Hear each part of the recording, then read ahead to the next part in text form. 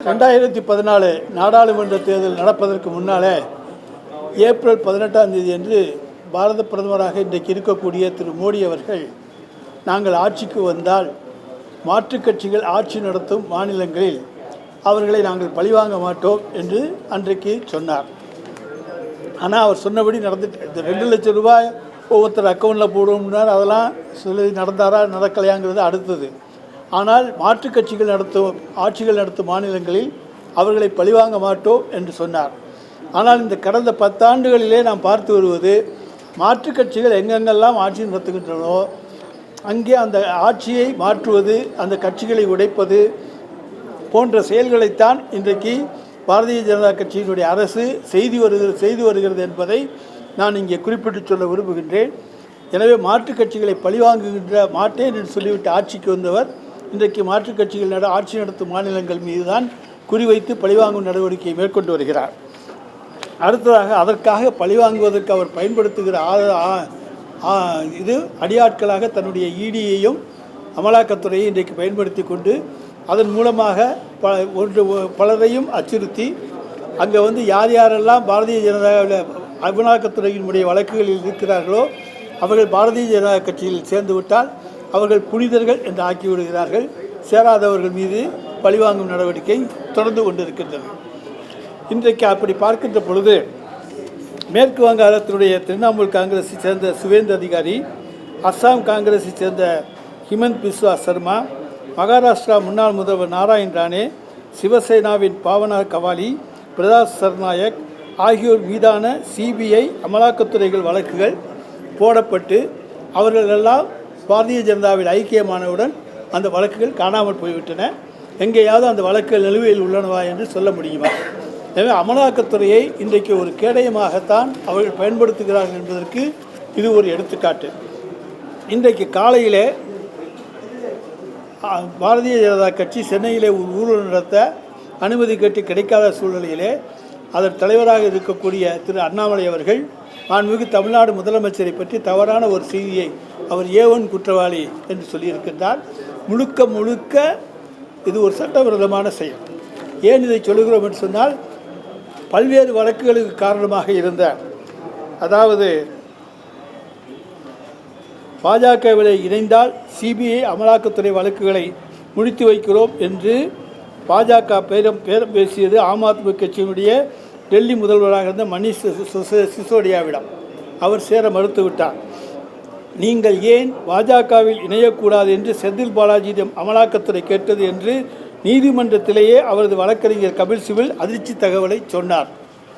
அதைப்போல இன்றைக்கு அமலாக்கத்துறையினுடைய பிடியிலிருந்து அவர்கள் எல்லாம் இன்றைக்கு நாம் முன்னே சொன்ன மேற்கு வங்காளத்திலிருந்து ஒரு 7-8 நபர்களை சொன்னேன் அல்லவா, அவர்களெல்லாம் பாரதிய ஜனதாவில் சேர்ந்தவுடன் புனிதர்கள் ஆகிவிட்டார்களா அல்லது அவர்களை காப்பாற்றியவர் முதல் குற்றவாளியாக கருதப்படுவாரா என்பதை நீங்கள் எண்ணி பார்த்தாக வேண்டும். அதேபோல் அதானியினுடைய செல் நிறுவனத்திலே முதலீடு செய்யப்பட்டதில் 20,000 கோடி யாருக்கு சொந்தமானது, அந்த பணம் எங்கிருந்து வந்தது என அமலாக்கத்துறை ஏன் நடவடிக்கை எடுக்கவில்லை? பாரத பிரதமராக இருக்கக்கூடிய மோடி அமலாக்கத்துறையிடம் சொல்லி அதானியினுடைய செல் விவகாரத்தில் நடவடிக்கை எடுப்பாரா அல்லது ஒன்றிய அரசின் ஆஸ்தான அடியால் அமலாக்கத்துறை மூலமாக டாஸ்மாக் நடத்திய, இன்னும் சொல்லப்போனமையானால் இன்றைக்கு நம்முடைய கர்நாடகாவிலே எடியூரப்பா பசவராஜ் பொம்மை அவர்களுடைய ஆட்சியிலே 40% கமிஷன் அரசு என்ற குற்றச்சாட்டு எழுந்தபோது சட்டவிரோத பணப்பரிமாற்றம் என்று சொல்லி மோடியினுடைய அமலாக்கத்துறை ஏன் நடவடிக்கை மேற்கொள்ளவில்லை? இப்படி இதற்கெல்லாம் காரணமாக இருந்தவர் என்கின்ற அடிப்படையிலே மோடியை நாங்கள் A1 என்று சொன்னால் அண்ணாமலை ஏற்றுக்கொள்வாரா? எனவே தான் இன்றைக்கு அமலாக்கத்துறையை ஒரு கருவியாக அவர்கள் பயன்படுத்தி கொண்டிருக்கிறார்கள். 1000 கோடி ஊழல் என்று சொல்லுகிறார்கள். ரைடு நடந்து எத்தனை நாள் ஆகிவிட்டது? ஏதாவது ஆதாரம் காண்பித்திருக்கிறார்களா? ஆதாரம் இருக்கிறதா? எங்களுடைய அமைச்சர் செந்தில் பாலாஜி அதை தெளிவாக மறுத்திருக்கின்றார். எதையும் என்றாலும் நாங்கள் சந்திக்க தயார் என்று சொல்லியிருக்கின்றார்கள். டெல்லி பாணியிலே தமிழ்நாட்டிலே அரசியல் செய்து விடலாம் என்று பாரதிய ஜனதா கனவு கண்டு கொண்டிருக்கிறது. தமிழக மக்கள் விழிப்புணர்வு மிக்கவர்கள். எனவே இங்கே எந்த விதமான பாரதிய ஜனதாவுடைய பாய்ச்சலும் இங்கே செல்லுபடியாகாது என்று நான் சொல்லிக்கொள்ள கடமைப்பட்டிருக்கின்றேன். நம்முடைய பிள்ளைகளுடைய கல்விக்காக ஒதுக்கப்பட்ட 2192 கோடி ரூபாயை பாரதிய ஜனதா கட்சி அரசு மும்மொழிக் கொள்கையை நாம் ஏற்றுக்கொள்ளவில்லை என்பதற்காக இந்தி திணிப்பை வலியுறுத்தி நமக்கு தர மறுக்கின்றது. அதே போல் 100 நாள் வேலைவாய்ப்பு திட்டத்தில் ஏறக்குறைய 3000 கோடி ரூபாயை தமிழ்நாட்டுக்கு தர மறுக்கின்றது. ஆனால் இதையெல்லாம் கண்டித்து இன்றைக்கு மாநிலத்தில் இருக்கக்கூடிய பாரதிய ஜனதா கட்சி தமிழ்நாட்டு மக்களுடைய நலனுக்காக போராட தயாராக போராடினாங்கிற ஒற்றை இலக்கத்திலிருந்து இரட்டை இலக்கத்துக்கு வருவாங்க. ஆனால் போராடுவதற்கு அவர்கள் தயாராக இல்லை. ஏனென்று சொன்னால் தமிழ்நாட்டு மக்களுடைய நலனிலே அவர்களுக்கு அக்கறை இல்லை என்பதை நான் இதன் மூலம் தெரிவித்துக் கொள்கின்றேன். எனவே இந்த காரணங்களால் இன்றைக்கு அமலாக்கத்துறை நடத்திய ரைடு என்பது தொடர்ந்து இதுபோல தமிழ்நாட்டிலே பழிவாங்கும் செயல்களுக்காக அவர்களை பயன்படுத்துகிறார்களே தவிர அவர்களால் எந்த விதமான குற்றச்சாட்டுகளும் கூற முடியாது. கூறினால் அதை சந்திப்பதற்கு நாங்கள் தயாராக இருக்கக்கூடியவர்கள் தான். எனவே எங்களுடைய மடியிலே கனமில்லை, வழியிலே பயம் இல்லை. எனவே நாங்கள் துணிச்சலோடு எதையும் சந்திக்கக்கூடியவர் தான் எங்களுடைய தமிழ்நாடு முதலமைச்சர் அவர்கள். இன்றைக்கு அவர் எல்லாவற்றையுமே தெளிவாக சொல்லியிருக்கின்றார். எனவே எதையும் சந்திக்கக்கூடிய ஆற்றலுடையவர். எந்த தவறுக்கும் அவர் இடம் கொடுக்க மாட்டார், உடந்தையாக இருக்க மாட்டார், துணை போக மாட்டார்.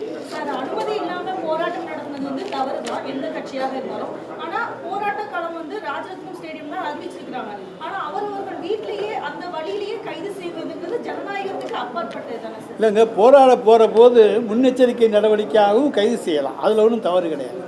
நான் போராடத்தான் போகிறேன், அந்த இடத்துக்கு போகிறேன், அனுமதி கிடையாது. கடந்த காலங்களில் நாங்கள் பல முறை வீட்டை விட்டு வெளியே வரும்பொழுதே கைது செய்யப்பட்டிருக்கின்றோம். எனவே முன்னுதாரணங்கள் நிறைய இருக்கின்றன. எனவே போராட போகிறோம் என்று அறிவித்து விட்டு செல்லுகிற பொழுது வழியிலேயே முன்னெச்சரிக்கை நடவடிக்கையாக கைது செய்யலாம். நாராயணத்தில் என்ன சொல்றாங்கன்னா, கொள்ளையடிப்பவர்களும் திருடுபவர்களும் இருக்குன்னா அவங்களால தான் அமலாக்கத்துறைக்கே வேலை கிடைக்குது, அவங்க தான் அதனால தான் வேலை செய்யறாங்க அமலாக்கத்துறை. நம்மளுடைய மதுரையில் அமலாக்கத்துறை அதிகாரி இருந்தார் திரு அங்கித் திவாரி. என்னாச்சு, 20 லட்ச ரூபா பணம் கேட்டு மாட்டிக்கிட்டார். அதுதான் அமலாக்கத்துறையுடைய லட்சம். அதனால் எல்லாரையும் நான் அதுக்காக குற்றம் சொல்லலை. நாங்களும் இன்றைக்கு சொல்லுகிறோம், அமலாக்கத்துறை என்று நீங்கள் சொல்லுகிறவர்கள் 20 லட்ச ரூபா பணம் கேட்டு தமிழக போலீஸார், நம்முடைய லஞ்ச ஒழிப்புத்துறையினர் அவரை கைது செய்திருக்கிறார்கள். எனவே அவங்களும் ஒன்றும் உத்தமர்கள் கிடையாது. எனவே நீங்கள் அதனால் அவங்கள உத்தமர்னு எல்லாரையும் சர்டிஃபிகேட் கொடுத்துடாதீங்க. 20 லட்ச ரூபா கொடுத்து சிறைக்கு சென்றவர் தான் அங்கித் திவாரி.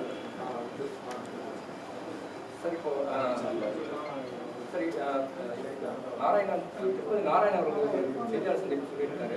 என்னன்னா, டாக்டர் அம்பேத்கரை 1930 அரசாங்கம் மதுவை விற்பனை செய்யணும் அப்படின்ட்டு அம்பேத்கரே சொல்லுறதா பாஜக நாராயணன் அவர் சொல்லியிருக்காரு. நாங்கள் என்ன சொல்கிறோம், நீங்கள் சொல்லுங்கள். இந்த மாதிரி விஷயங்கள் அம்பேத்கர் மணி, டாக்டர் அம்பேத்கர் மணி தவறான ஒரு விஷயங்கள் பரப்பி வராது. இதை பற்றி உங்களுடைய கருத்து மட்டும். அதை பற்றி எனக்கு ஒரு கருத்துக்கள் இப்பொழுது நான் சொல்ல முடியாது. இன்றைக்கு இருக்க சூழ்நிலையில் தமிழ்நாடை பொறுத்த வரைக்கும் சுற்றிலும் எல்லா மாநிலங்களிலும் மதுவிலக்கு கிடையாது. எல்லா மாநிலங்களும் மது விற்கப்படுகின்ற காரணத்தால் இங்கே மட்டும் நாம் மதுவிலக்கை கொண்டு வந்தால் இங்கே இருக்கக்கூடியவர்கள் பக்கத்து மாநிலங்களுக்கு புதுச்சேரிக்கு சென்று குடிக்கக்கூடிய சூழ்நிலை ஏற்படும் என்ற காரணத்தாலே தான் இங்கே மதுவிலக்கு ரத்து செய்யப்பட்டது. இளம் விதவைகள் அதிகமாயிட்டு இருக்காங்க தமிழகத்துல அப்படின்றது குற்றச்சாட்டு பாஜக தொடர்ந்து வைக்கிறாங்க. அதே போல அமலாக்கத்துறை கொடுத்த அந்த தகவல் அடிப்படையில் தான் இவ்வளவு ஊழல் பண்ணியிருக்காங்க. சார், இளம் விதவைகள் அதிகரிக்கிறாங்கன்னு சொன்னாங்கன்னா அதுக்கு அரசாங்கம் என்ன செய்ய முடியும்? நாங்கள் எந்த தவறும் செய்யலை, அரசாங்கம் எந்த பொறுப்பு இதில் கிடையாது. அவங்க என்ன காரணங்கள்னு சொன்னாங்கன்னா அந்த காரணங்களுக்கு பதில் சொல்ல தயாராக இருக்கேன். டாஸ்மார்க்குனால செத்து போனாங்கன்னு கிராமங்களே சொல்லலைங்க. அதையே நீங்கள் அதில் இளம் விதவைகள்னு சொல்கிறீங்க. டாஸ்மார்க்கில் குடித்து ஒரு இளைஞன் இறந்து விட்டான் என்று எந்த கிராமத்திலேருந்து உங்களுக்கு புகார் வந்துச்சு?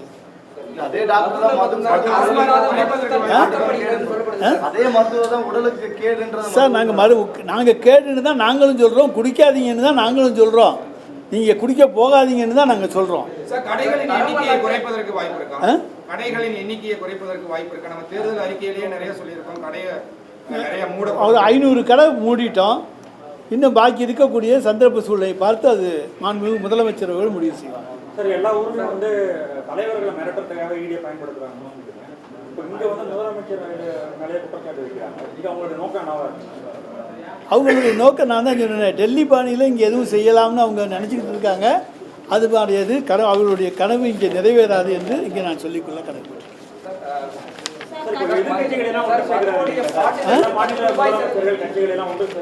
ஆமாம், அதாவது இன்றைக்கு தொகுதி மறுவரை, அதே போல் மும்மொழி திட்டம், இவற்றையெல்லாம் முன்னெடுத்து நம்முடைய தமிழக எம்பிக்கள் பாராளுமன்றத்திலே இன்றைக்கு போராடுகிறார்கள், குரல் கொடுக்கிறார்கள். எனவே தமிழக எம்பிக்களுடைய எண்ணிக்கையை குறைக்க வேண்டும் என்பதற்காக தொகுதி மறுவரை என்கின்ற பெயரிலே தொகுதிகளுடைய எண்ணிக்கையை குறைத்து விட்டால் இவர்களுடைய குரல் அங்கே அமுங்கும் என்று அவர்கள் தப்பு கணக்கு போட்டுக் கொண்டிருக்கிறார்கள்.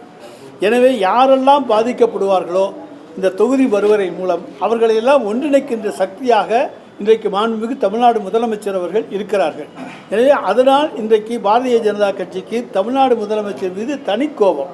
ஏன்னா இவர் ஒருத்தர் தான் முன்னின்று தைரியமாக எல்லோரையும் ஒருங்கிணைந்து ஒன்றிய அரசுக்கு எதிராக குரல் கொடுக்கின்றார்.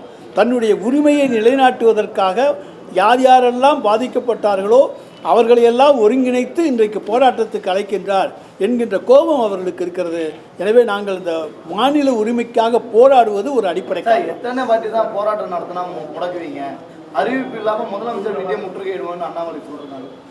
முற்றுகையிட வந்து பார்க்கட்டுங்க, அப்புறம் பார்ப்பா. நீங்கள் சொன்னீங்களே வீட்டை விட்டு புறப்படுற போதே கைது பண்ணிட்டாங்கன்னு, முற்றுகையிடுவோம்னு புறப்பட்டு வந்தால் என்ன ஆகுன்னு பார்க்கலாம். மதுபான பாட்டில்களுக்கு 10 ரூபாய் முதல் முறையாக 10 ரூபாய் செலவு செய்யக்கூடிய நிலையில் மறுபடியும் அதே பாட்டிலுக்கு மறுபடியும் ஒரு 10 ரூபாய் வந்து ஸ்கேம் நடக்குது அப்படின்னு சொல்லி பாஜக சார் அதை தான் இப்போ நீங்கள் ப்ரூவ் பண்ணுங்கள் சார். சும்மா குற்றச்சாட்டுகள் சொல்லிக்கொண்டே போவது இயற்கை. யார் வேணாலும் யார் மேலே வேணாலும் எந்த குற்றச்சாட்டை சொல்லலாம். இது வரைக்கும் சொல்லியிருக்க குற்றச்சாட்டுகள் நிரூபிச்சிருக்கீங்களா? சும்மா பொய்யா குற்றச்சாட்டை மக்கள் மத்தியில் ஏதாச்சும் பொய்யா சொன்னால் நம்பிடுவாங்க, திரும்ப திரும்ப சொன்னால் நம்பிடுவாங்க அப்படிங்கிறதுனால பொய்யை திரும்ப திரும்ப சொல்லி கொண்டு போகிறீர்கள். அதை நிச்சயமாக ஒருபோதும் மக்கள் நம்ப மாட்டாங்க. கட்சியின் வளர்ச்சிக்காக அப்புறம் வந்து இந்த தேர்தல் டைம்ல நம்ம பெரிய மாநாடு போடுறோம், பொதுக்கூட்டம் நடத்துறோம். ஆனா இந்த குடியிலிருந்து இந்த குடிநோயாளிகள் வெளியே வரணுங்கிறதுக்காக வேண்டி ஏன் திமுக வந்து ஒரு பெரிய மாநாடு, ஒரு விழிப்புணர்வு சார்ந்த நிகழ்ச்சிகள் வந்து நடத்தக்கூடாது? குறிப்பாக கிராமப்புறங்கள்ல எந்த சார், கிராமப்புறங்களில் விழிப்புணர்வு ஏற்படுத்துவதற்காக கிராமந்தோறும் அதற்கான விளம்பர பிரச்சாரங்கள் நடக்கின்றன. அதற்காக ஒரு தொகை ஒதுக்கீடு செய்யப்பட்டு மது தீமை, அதை யாரும் அருந்தாதீர்கள், குடிக்காதீர்கள் என்று மதுவிலக்கு பிரச்சாரம் அங்கே செய்யப்படுகிறது. நீங்கள் சொல்கிற பெரிய மாநாடு போடவில்லையே தவிர தெருதோறும் அங்கே பிரச்சாரங்கள் செய்யப்படுகிறது.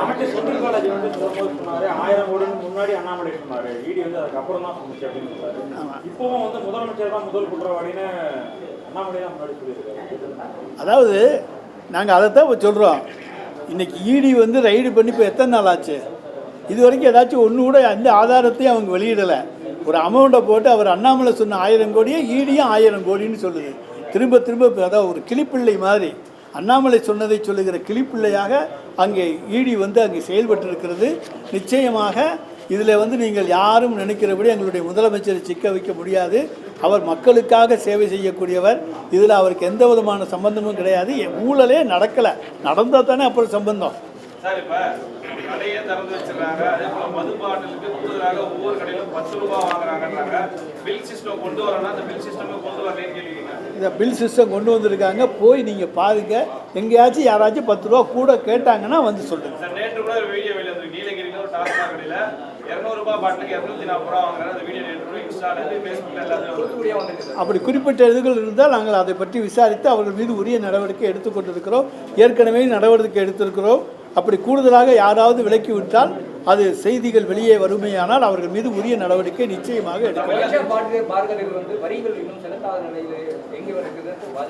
என்னன்னு இருக்கக்கூடிய பார்கள்ல இதுவரைக்கும் வந்து வரிகள் செலுத்தாத முறையில் இன்னும் வந்து செயல்பட்டு பாஜக எந்த கடைக்கு வரி செலுத்தலைன்னு சொன்னாங்கன்னா ஏலம் தான். டாஸ்மார்க் அதாவது பார் வந்து ஏலம் தான். ஏலம் எடுக்காம எந்த கடை நடத்துகிறாங்கன்னு சொன்னாங்கன்னா நாங்கள் அந்த கடையை பார்த்துக்கோம். எங்களுக்கு தெரிந்தவரை எல்லாமே டெண்டர் வைத்து ஏலம் நடத்தப்பட்டிருக்கிறது. ஏலத்தொகை வசூலிக்கப்படுகிறது. சார், இந்த டாஸ்மார்க்கில் எங்கே பில்லு அதே திரும்ப திரும்ப வேற எதுவும் இருந்தால் கேளுங்க, இல்லாட்டி விட்டுருக்கேன். அதான் இல்லைன்னு சொல்லிட்டாங்க. அதுதான் நாங்கள் சொல்லிட்டோம். இன்னைக்கு யாராச்சும் இருந்தால் சொல்லுங்கன்னு சொல்லுவோம்.